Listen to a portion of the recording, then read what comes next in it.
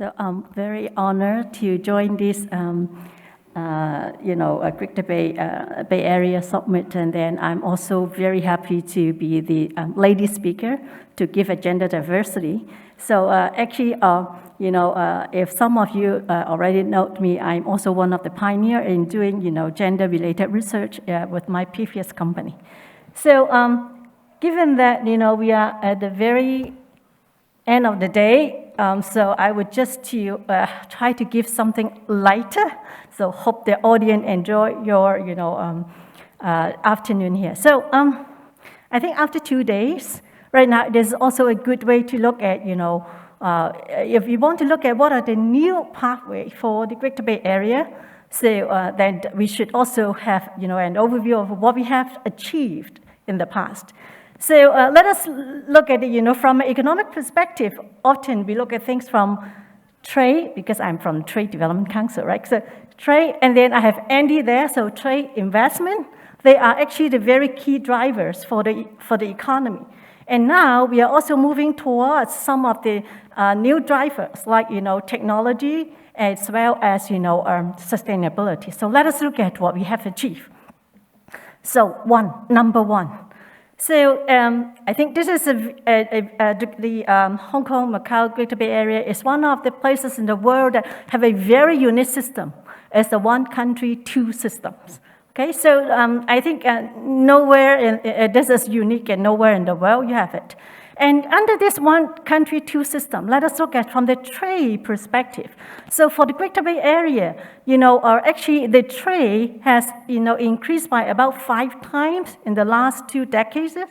And now if you look at the amount of the trade, for the 11 cities from the Greater Bay Area, is actually more or less the same amount, as, Germany. So actually it will be ranked the 4th largest trading entity in the world. And then, with that, you can imagine for Hong Kong, because to, facilitate the trade, with this amount, that actually Hong Kong is the world's #1 air cargo hub, in the year 2021. Okay, so, and then let us look at from an investment perspective. Well, Hong Kong is actually the 3rd largest FDI destination, attracting a lot of, foreign direct investment here. And Hong Kong as an investment hub actually, facilitate about 60 to 70% of the investment. Either it's going out from China or it's getting into China. And, with this, we also can see that, actually now the Hong Kong Macau Greater Bay Area is, in terms of the GDP, it grew by about 8 times in the past 2 decades, and is now with the GDP of about $2 trillion US, which is more or less about the same size of Canada. So it will be more or less the 9th largest economy in the world. So these are actually what we have achieved. But as I mentioned, the world is now moving towards more technology-driven and also more sustainability-driven. So let us look at what we are, where do we stand today?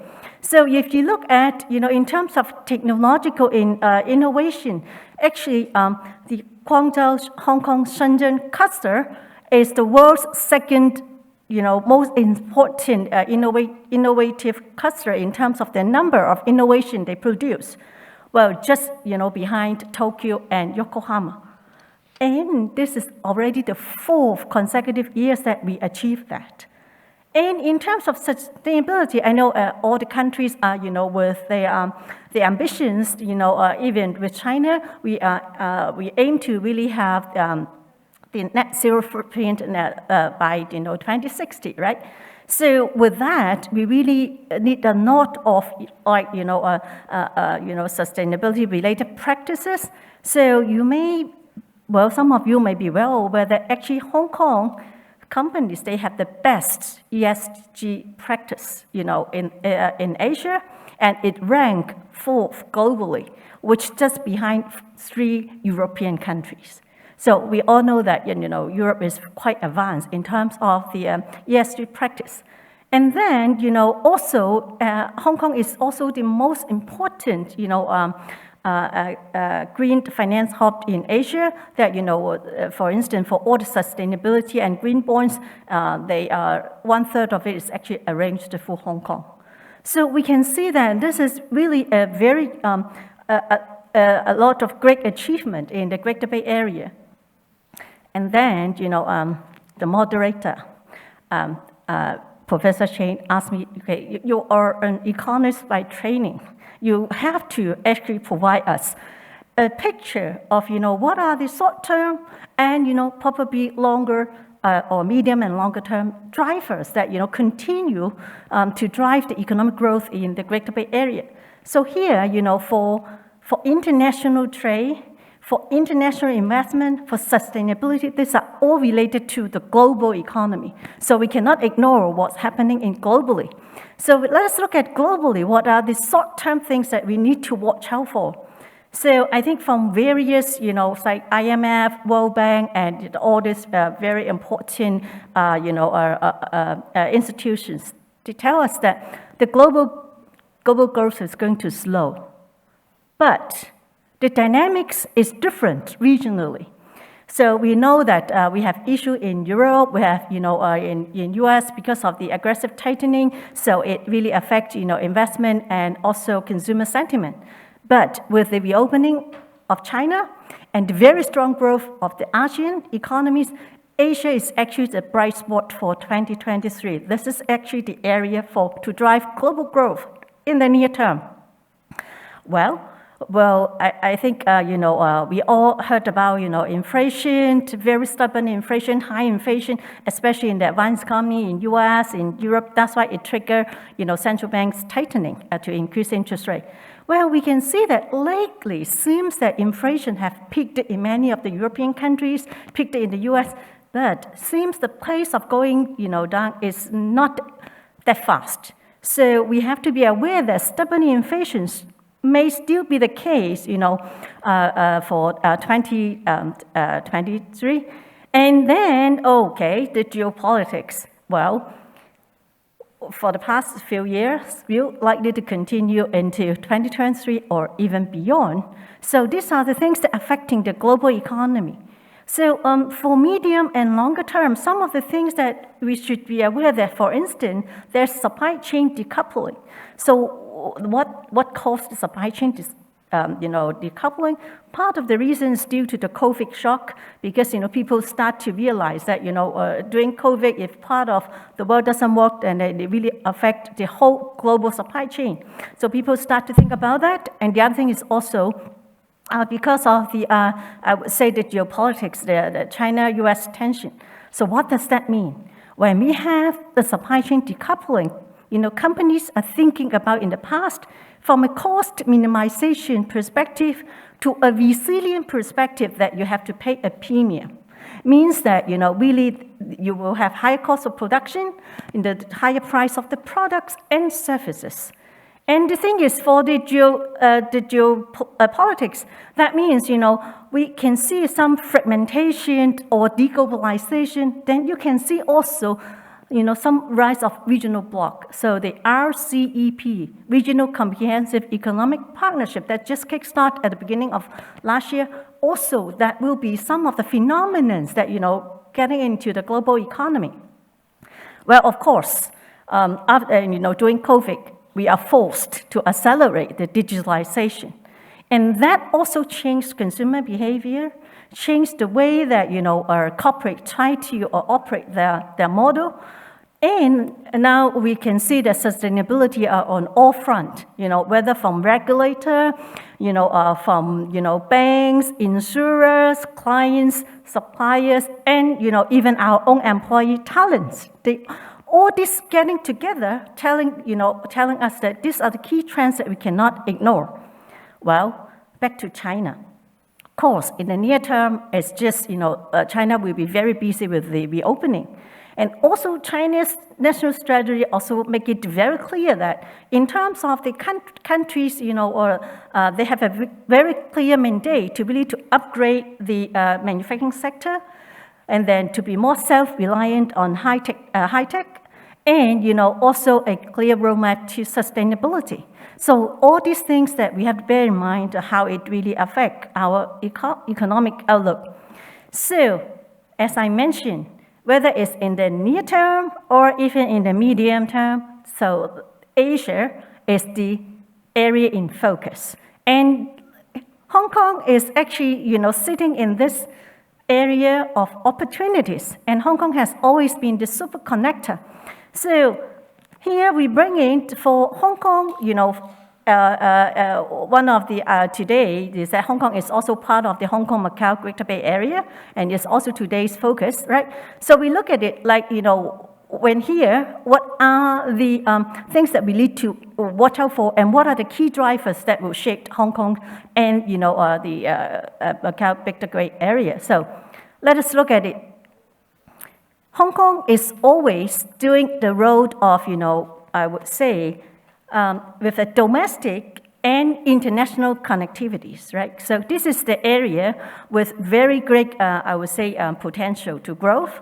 So for instance, with the RCEP, say, the more increase in the regional activities or regional integration, how would it really affect, the area? So actually, from some of our research, we find that,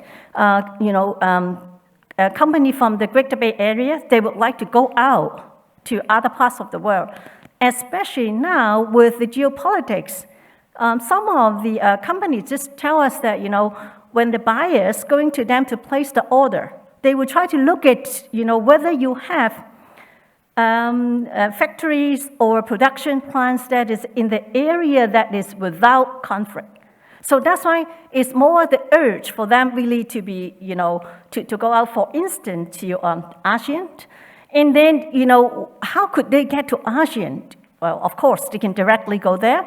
But then our survey from 2021, we, really get to some about 650, I would say, executives, senior executives from companies from the Greater Bay Area. We asked them, if you like to go to, go overseas to the ASEAN market, new markets that, how would you like to leverage the Hong Kong platform, or you prefer to go by yourself? So out of, 10, so out of a scale of 10, they give the score to Hong Kong is actually 7 point something. So I think 7 point something, I mean, of course, it's not, we don't have a perfect score, but 7 point something will be, I would say, equivalent to A. So it is a very high score. And then because they feel like that, Hong Kong has a very strong, international network. And then Hong Kong have a very good, the platform that provide a lot of good professional services for them, so that it will help them really to be able to get into, make their investment there, make their footprint to the ASEAN market. The other way around. From the ASEAN and other parts of the world, they would also like to engage with China through Hong Kong. I would see right now a Greater Bay Area is actually a lot of attention from various parts of the world. So from RCEP, so some of you may be very into the topic and say, Irina, don't fool me. Hong Kong has yet joined the RCEP. How could Hong Kong play an important role? Okay, so let me tell you two things. First of all, in terms of trade, actually nothing of the product, I would say 99.9% of the product are not produced in Hong Kong, right? So for Hong Kong, it's mostly, I would say, we export transshipments through Hong Kong. So if all the goods, they are produced from China, if transit, the other end, if all the goods produced by, all the other outside countries, they wanted to get into China, they can already enjoy the outside tariff reduction, so long as they fulfill the 40% regional content. So actually, there's no issue whether Hong Kong joining or not, because the source of origin is not from Hong Kong. They can already enjoy the tariff reduction. And the other thing is about investment. Okay, so for RCEP, one of the good things is that they have committed to open up, about 65% of the services sector. Well, if you would like to invest in China, don't forget about the CIPA. CIPA enable all the Hong Kong-based company. We don't care about your parent. Okay, so long you're based in Hong Kong for 3 years or so, then you can, enter, enter into the Chinese service market. And under CIPA, this is continuously upgrade, and then whenever China promises to any other parts of the world, they will automatically upgrade CIPA. I think Anthony can give more details on that. So currently, even under CIPA, the members, they agreed to, open up 65% of the service sector in the next 20 years. Actually, under CIPA, 95.6% of the mainland service sector already opened up fully or partially to Hong Kong. So you can see that, even without joining, we are already, performing a very important role. And for the Greater Bay Area piece, understood that the strategic role of Hong Kong is a national strategy, and that is define the role of Hong Kong, that Hong Kong to be the international financial, investment, trading, and logistics and professional hub, really to lead some of this area in the Greater Bay Area. Okay, so, well, these actually are the official 5 strategic positions that, defined by the national strategy. Here, I would just like to let you to look at it, some of the I would say part of the very important theme is that we have to be an international innovation and technology hub. So this actually goes into the area of, China's drive for research and R&D, and also the advanced manufacturing. So actually the Greater Bay Area is one of the very important production powerhouse of China. So that's why when China wanted to move on to upgrading, its industry, its production, so I'm sure that, the Greater Bay Area have to perform a very important role. So maybe, as an economist, I also share with you some numbers. Many of the people mention about, for 2022, China's GDP is not doing really good. It's really slow, very slow to only 3% growth. And then also the investment, all the headlines actually about, the contraction of the property investment in China. But if you look into, really the area that we are interested, so for the investment into the advanced manufacturing sector, do you know how much is that? In 2022, it increased by 22%. 22% investment into that. And then just this, I think just today, also the foreign direct investment number also released it. In China, again, in 2022, foreign direct investment into China, the headline one grew by 14%.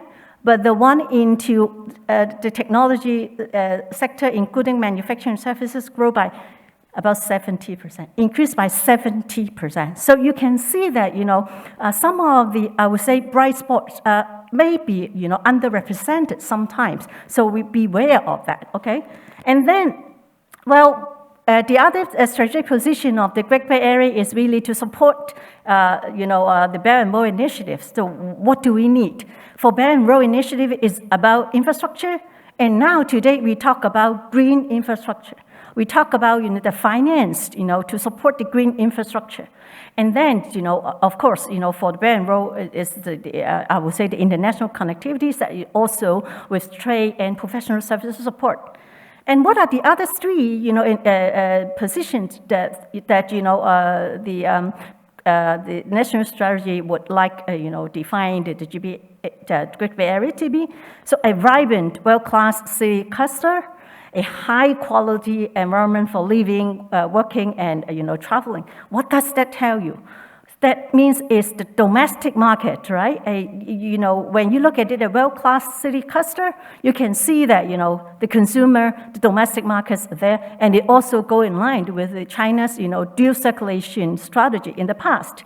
Mostly, I would say the international trade is as the key driver, and the related investment is also the key driver for driving the Chinese economic growth. But right now, we can see that they are more shifting towards the domestic market. That's why we have to do circulation policy. And the other thing is about high quality environment for living and working. So that tells you very clear about the sustainability concept. And also there are a lot of smart cities initiatives there, as well as we talk about talents, right? And then just yesterday, right, we have some new initiatives announced by mainland authorities to facilitate 6 categories of key talents to have more easy travel between Hong Kong and Macau and other mainland cities, mainland GBA cities, they are mostly for research, science, and business, law. So these are, also the key development that, facilitating, I would say, as a driver for the key growth. And the other thing is about, a showcase to, show as the collaboration between, mainland and Hong Kong and Macau. What does that tell you? That's the policy coordination. I mean, yes, there are competitions between, every cities, but, more important is the collaboration and, a good sort of, way of competition. So that's why we can see that these are the key drivers that we see that will, sustain and drive the growth for the Greater Bay Area. So I just would like to keep it, short. So what are the key takeaways? So very important to see that, this is the national strategy really to develop the Hong Kong, Macau, Greater Bay Area. And this is a very defined role. And, the country, this we tells you that, some of the 2 very key elements, technology and sustainability will be the new drivers to look into the future. And Hong Kong as the key source of sustainable funds, and Hong Kong's company also looked in the ESG practice, are the best, I would say, preferable sustainability partners to work with. And also Hong Kong as an innovation R&D hub also can steer the smart and advanced manufacturing Greater Bay Area. I would like to quote also one more numbers for you. Well, actually, in terms of the number of innovation the deals that we, as I mentioned, probably Hong Kong is not the top in the world. But if you look at the World Intellectual Protection Organization's Global Innovation Index, if you look at the year 2021, the numbers, actually the number of lead innovation, that means the big one, Hong Kong actually top in the world. So that's why even Hong Kong is a very small place, and then you can think about, Shenzhen as a technology hub. There are always ways that we can work together. And then especially in terms of commercialization and fundings, this is actually a very important connection. I saw, Anthony keep nodding his head, so Andy keep nodding his head, so he will give more elaboration on that. And then the other thing is about, where are the opportunities? This region, especially with, RCEP, is a very important mid to longer term, I would say economic stimulus to Hong Kong and the Greater Bay Area. Think about the RCEP is the world's largest FTA, the free trade agreement, and then it also have a mandate really to look, they would like to really enhance, the region's, I would say, the supply chain. But one thing is also very important.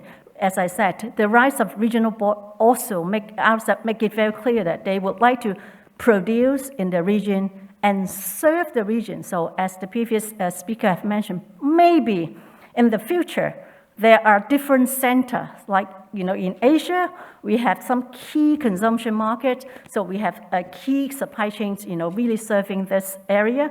And then maybe in America, we have another, supply chain and serving another, consumption market. And in Europe could be the same, because this is also to minimize the transportation and logistic way is also one way to minimize our carbon footprint. and the geopolitical tension, as well as what happens in the COVID that tell us the supply chain also give rise to all this. So that's why in the region, this is the region that really of a lot of rising opportunities that we can see that Hong Kong can really play a unique role as the super connector. And lastly, I have only 15, 20 minutes. I couldn't, share with you everything. But we do share through our research portal. We produce about 4,000 articles, free, covering every part of the world. We, post it in our portal to share with you in a year. 1 year, 4,000 free articles, covering different topics. So if you're interested in sustainability, you're interested in RCEP, so please do feel free to, reach out and look into that. Thank you.